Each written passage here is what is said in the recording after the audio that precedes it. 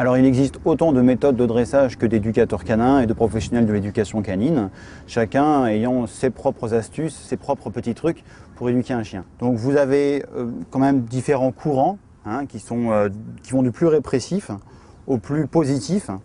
Donc dans le plus répressif, malheureusement, vous avez la méthode du collier électrique qui existe malheureusement encore, qui est assez répandue, surtout en milieu rural.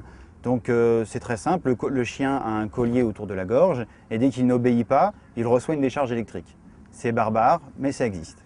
Vous avez ensuite, un peu moins barbare, les méthodes dites traditionnelles. Donc ce sont les méthodes à base de collier étrangleur, de petits à-coups sur la laisse lorsque le chien n'obéit pas et de contraintes. Donc lorsque vous voulez l'asseoir, vous allez appuyer très fort sur son arrière-train ou bien tirer très fort sur son collier pour qu'il se couche.